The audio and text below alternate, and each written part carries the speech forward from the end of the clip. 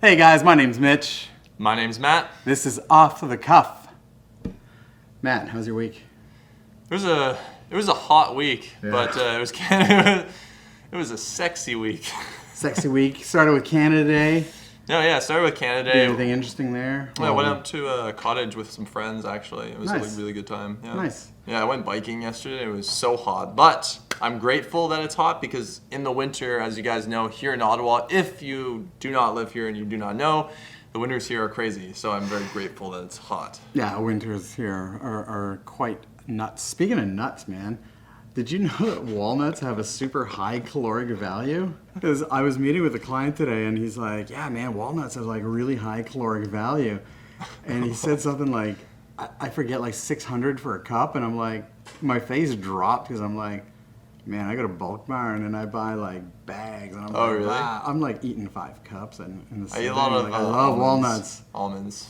So anyways, yeah, AC doesn't work in my car. So folks, He smells real good. I do smell good. It's the air. All right, let's talk about marketing. Yeah, so there's something you particularly you wanted to talk about. Yes.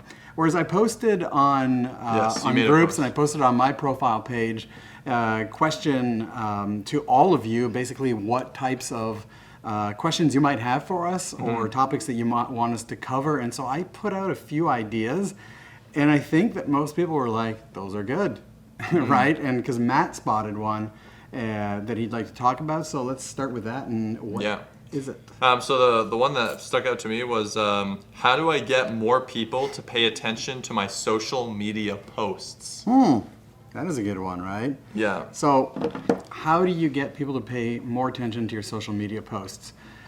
First of all, I want to hear what you guys do. Yeah.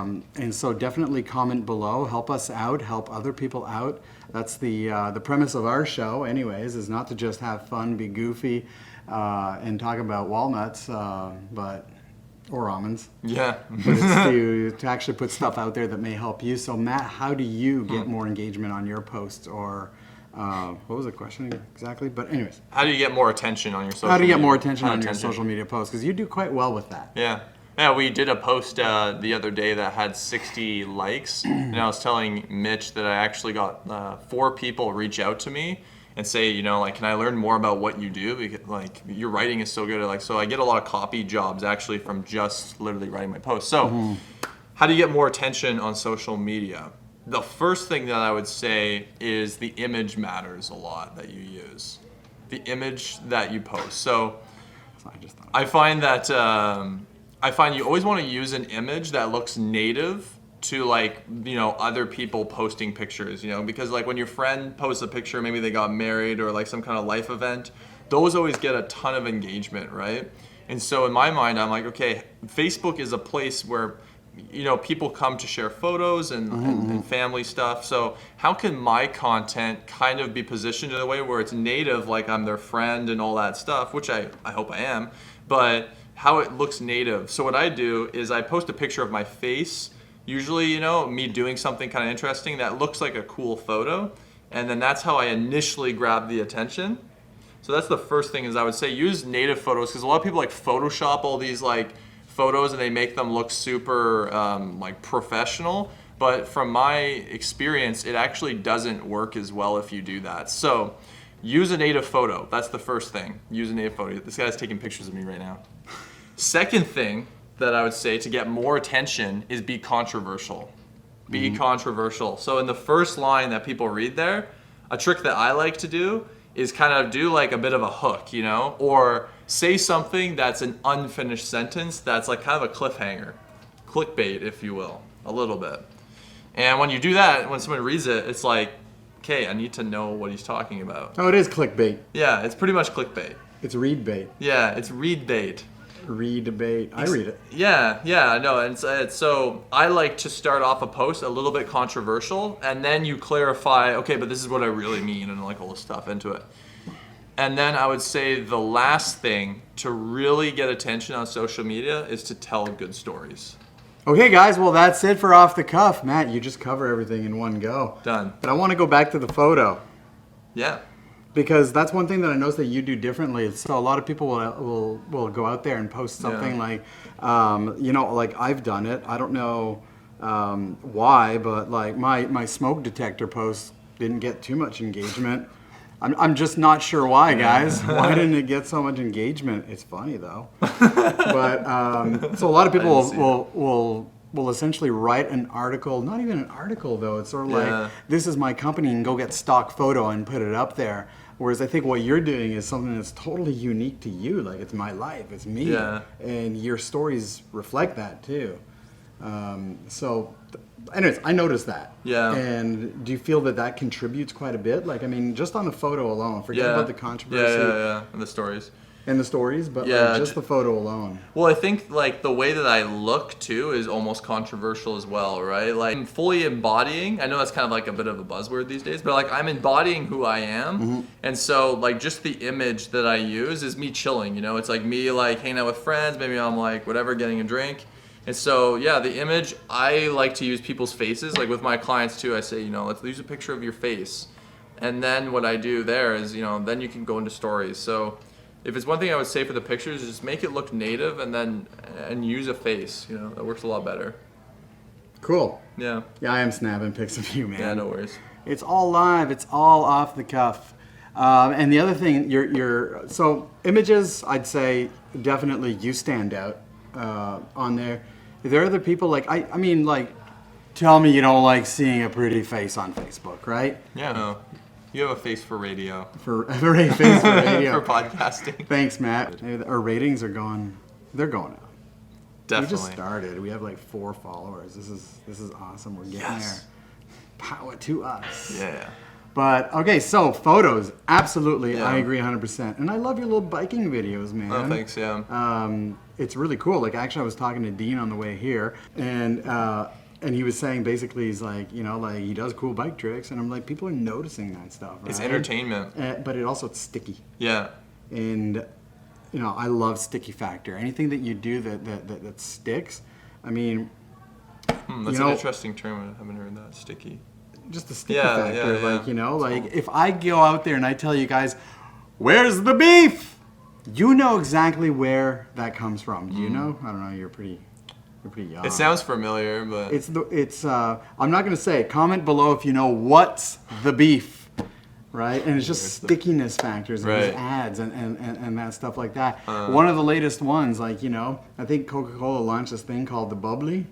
Okay, yeah. The Bublé. Yeah. And everywhere I go, I'm like, oh, you've got the Bublé. I keep forgetting that It's almost actually a meme. called. It's like memification. Yeah, and I keep forgetting that it's actually like bubbly. It's definitely sticky. Yeah, true. And so, anyway, all that with the photo and all the controversy. Yeah, controversy. And we've talked about this in an earlier podcast. Yeah. But definitely like controversy, but not in a bad way. Just sort of like the clickbait, like the read bait. Yeah. Where you're like, hey, where's he going with this? But now people have come to expect that, like, let's see where he goes with this, right? Yeah. Before it was sort of like who is this guy, Yeah. Anyways, controversy. So what kind of controversy can you create in your business?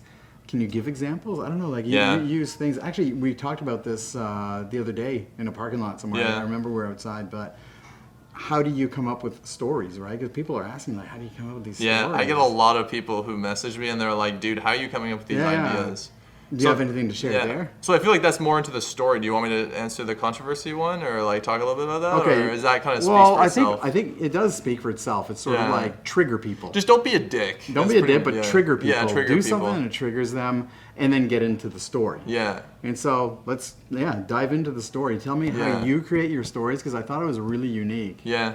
So what I do is, if you guys haven't noticed, like, I tell an entertaining story and then I weave it in with a marketing lesson. Tony Robbins said the best way to teach people is to entertain, then educate. Tony who? Tony Robbins. I don't know that guy. Anyway, he doesn't matter. Yeah. No idea. He's a no one. Entertain, then educate. So what I do is I tell a funny story and then I weave in the marketing lesson. What most people don't realize is I actually write the marketing lesson first and the concept and the point I want to get across first at the end. And then I do the beginning and then the last little funny. If you notice, I do a last funny thing at the end too. So I weave both those in. It's a lot easier to do that because when people are writing, they tend to ramble. Like they go on like these little tangents, and then at the end, it's like the point they were trying to make is shitty anyway. Like they never really got down to the hard hitting point. So write the point you want to make first, the lesson, the education you want to make first, and then weave the entertainment in that. Man, that's awesome. Yeah. That is exactly what triggered me when you said that, because of course I've been in business for 20 plus years, and I'm going like, how do you just come out of there and write these cool stories? Because I've always tried from the beginning, like what kind of cool story can I tell? And then as I'm writing it, I'm like, okay, I've got to turn it into a lesson somehow. Seriously. Yeah. And I think that I see that. And when I read other people's articles, I feel like they're doing the exact same thing. A lot of people who ask, like, what kind of content should I say? Dude, just document your life, right? Like, I'm learning lessons through the weeks. Like, I'm learning lessons with you, with our clients all the time. And so I'm, like, in the shower, walking, driving, and I think of something awesome, and I'm like, man, that is a sick lesson I learned this week. What experiences in my life can I use to relate to that? Right. For me, they come at night. During the day, I'm literally writing agreements and crunching numbers, I'm trying to get things out there and building a team and trying to like fulfill client expectations, right? Yeah. And so by night, I unwind. My cable is YouTube. And I do just like you, like I listen to podcasts. Yeah. Like whether I watch them or I listen to them, most of the time I'm listening. It's still on YouTube, but I'm listening because I'm actually still doing stuff. But I hear something and I'm like, oh man, that's a good lesson. Yeah. And so I do jot it down. I'd say that the key there though is to actually revisit what you write, because I tend to not do that. You could think of 3 things easily that happened this week in your business that you can talk about as a lesson. Yeah. Look at all the contractors out there that laid sod or put down some patio stones, right? Or somebody who renovated a washroom, or somebody who unclogged a toilet or whatever. There's got to be a lesson. It's not just go in and, like, oh, I did my job. I just took a plunger and they didn't know. But I mean, even if you went in and all you did was take a plunger, there's something to be had there. Okay, so maybe you go into the job, and then you're like, oh man, this is gonna be like such a crazy fix or something like that. And then you're looking at it and you're spending hours and hours and you're just like, what is wrong with this toilet? And then you step back for a second and you're like, oh wait, it was just this thing. Yeah. And now it's working. What other parts in my life has that happened? Yeah. Oh, it happened when I was, this time when I was hanging out with my brother-in-law and we blah, blah, blah. And then you make that point and then you read it in, right? So, right. And you know this happens all the time. Like at one point I was like, we were trying to do one of these podcasts, and I got home and the audio wasn't working. So we recorded a whole bunch of podcasts. Cool. And no, not cool. But I got home and I realized the audio wasn't on. It was the simplest thing about everything was on, everything was working, but like the battery was dead, right? So simple things that are overlooked. I did the same thing. Man, it is cool because then we made another one and it was even better. I think this one's rocking. Honestly, I'm just studying more and more storytelling because that's something that's I'm just really passionate about. And kind of just to close the loop on the whole attention post thing though, is just like, stories really sell. I think they say like facts tell, stories sell. Mm-hmm. It's really true. And so I'm just like every night I'm just studying like what makes a good story. How can you really do it? And I would say like the biggest takeaways I've had is just like, be entertaining, create some emotion in your story, and be brief. I know a lot of people say that my posts are very long, but if you were to read them out loud, which is what copywriting is, right? It's actually, I'm taking a sales pitch or my spoken word, and I'm just translating it into writing, And so the stories are actually quite brief. There's a lot of brevity there, and brevity is really important when it comes to stories because people go off tangents, and then it's like, hey, what's the point here? Well, interesting thing is that your stories sort of follow like there's a pattern with them. Yeah. And so every time I see a new post that you put up, it's almost like I'm reading the same book, and so I'm already into it. And you know what it's like. I don't know. For me, it's like that. But I get into a book. And I literally sometimes have to read like 5 pages and go back and read those 5 pages again just to get into the book. Yeah. But once I'm in it, I'm like flipping pages every 30 seconds, right? It's true, yeah. Not 30 seconds, but whatever. Maybe They all I'm have a slow reader. format. But once you get into it, you're in the swing of things, and I get the same thing with your posts. So they're Yeah. not long. Once I start understanding your writing pattern, in my mind, I'm hearing Matt. And I'm hearing Matt, yeah. and like you go through them very quickly, and you're like, "Wow, that was really cool, right?" Yeah, appreciate it, man. Yeah. What's cool too, last thing too about copy is that when you watch a video is great, but when you watch a video, you're watching someone speaking to you. Whereas with copy, someone's reading it and they're reading it in their own voice, so it's themselves actually speaking to themselves, and you have actually more rapport doing that. Yeah. Which is kind of cool. Yeah, it's very cool. Yeah. There's lots of ways to get attention on social, and so if you guys have a strategy that's working really, really well, post it below. Like, it would be a really cool thing, I think, for us to do a podcast where we say, like, yo, check this out. This person's doing this person's doing this. Like, what's going on here? That would Yeah. be really cool. Quick note before I peace out on this episode was the thing that you mentioned. You're like, like I'm really like taking note of the social media posts that actually got a lot of Yeah. engagement, and that's important too. It's like you've certainly posted something on your social media page that has gotten more likes than the other ones, right? And take note of that. Yeah. And do more of those, right? So the ones that aren't producing, just don't do them. Like, I know that I probably should not ever use a smoke detector pic again. Anyway, but all funny. Guys, my name's Mitch. My name's Matt. This is Off the Cuff. Take Peace. care.